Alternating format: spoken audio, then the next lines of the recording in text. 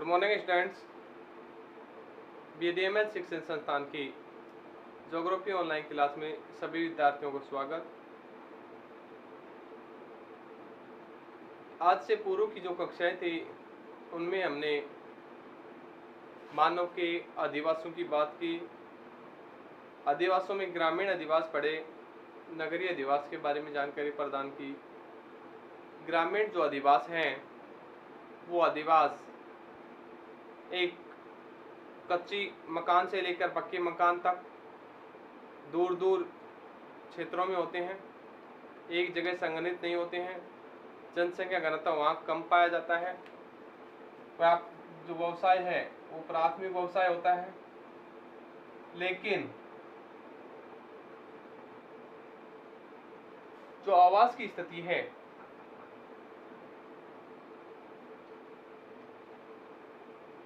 वो नगरीय क्षेत्रों में अधिक, पर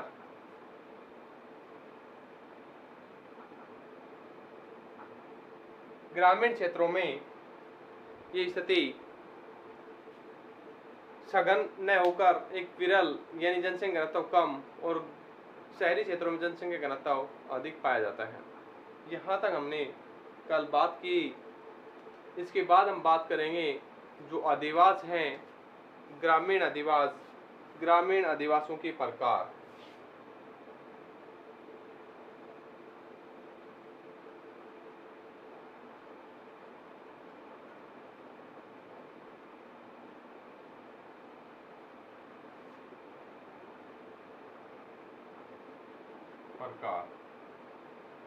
ग्रामीण अधिवासों के प्रकार।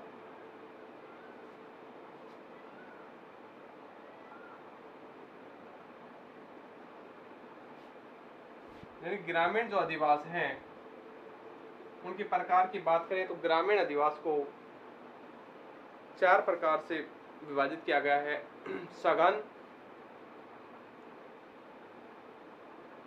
या एकत्रित या कहें संकुचित अधिवास,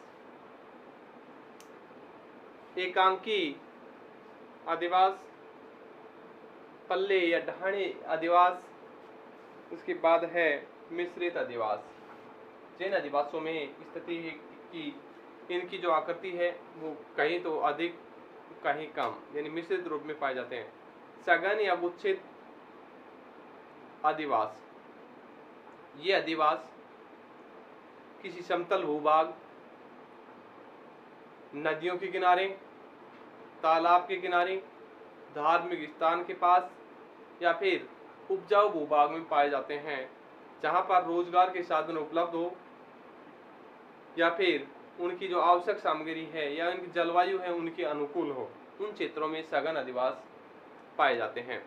सघन अधिवास में मकान एक दूसरे के पास पास होते हैं, चाहे कच्ची झोपड़ी हो चाहे पक्के मकान हो, वो सभी पास पास होते हैं।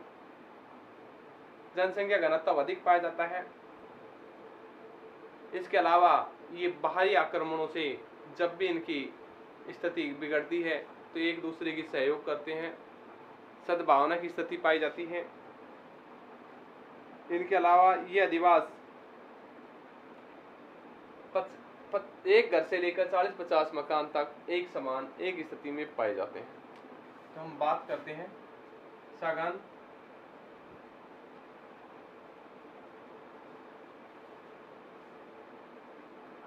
गुच्छित यानी एक झुंड के रूप में पाए जाते हैं। सघन, गुच्छित, संकुचित,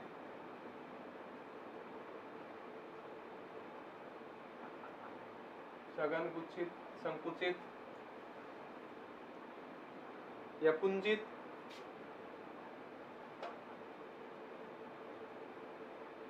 या सहन, ये जो अधिवास हैं इनके उपनाम हैं। तो सघन अधिवास की बात हो रही थी या फिर इसे सकेंद्रित भी कह सकते हैं।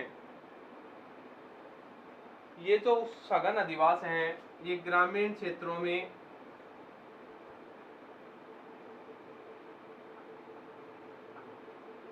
भाग में नदियों के किनारे, ये नदियों के पास,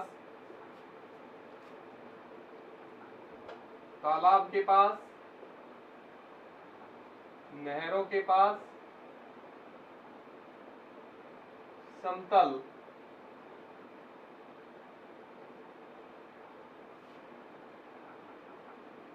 मैदानी भाग में या उपजाऊ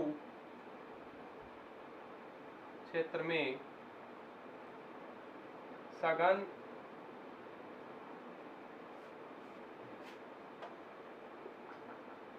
जनसंख्या के साथ एक ही स्थान पर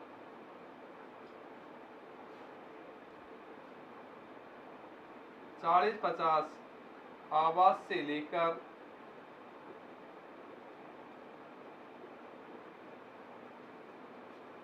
500-700 आवास तक एक ही जगह एक झुंड के रूप में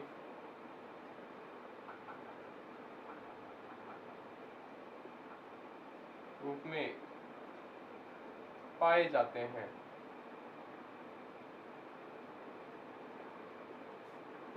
इस रूप में एक झुंड के रूप में ये अधिवास पाए जाते हैं।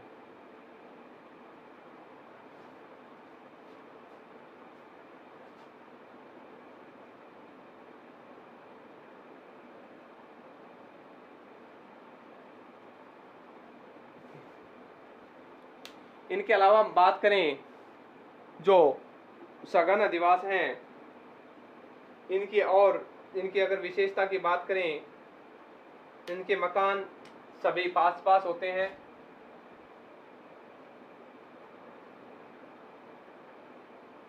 पास पास होते हैं, ठीक है। यहाँ तक की गई थी बात। इनके अलावा हमने बात की थी तो सघन अधिवास हैं, ये प्राय खेतों के मध्य, यानी ये जो अपना आवास बनाते हैं खेतों के मध्य किसी ऊंचे भूभाग पर बनाते हैं ताकि बाढ़ से हमारी सुरक्षा की जा सके। तो खेतों के मध्य किसी ऊंचे भूभाग पर अपना आवास बनाते हैं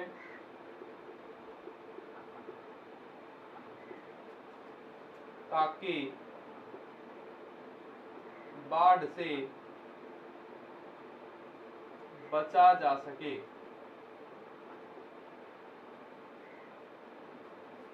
ठीक है, स्थिति यह है, इनके जो मकान हैं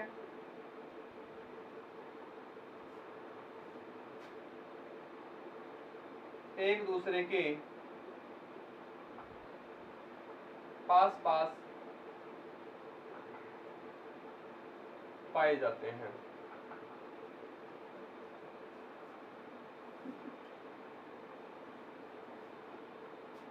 ये किसी भी संकट के समय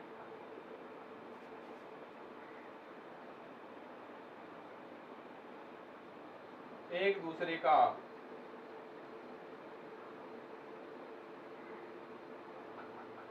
सहयोग करते हैं। यानी कोई भी विपदाएं, कोई भी बीमारी है, कोई भी स्थिति है, उस समय एक दूसरे का सहयोग करते हैं। आपको बता दें इसकी जो जनसंख्या है 500 से 1000 के मध्य होती है। ये पठारी भाग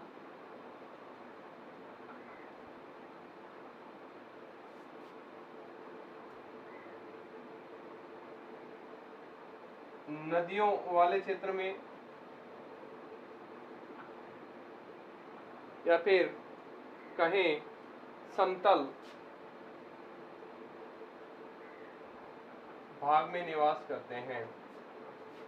अगला है, जहां जल की उपलब्धता अधिक है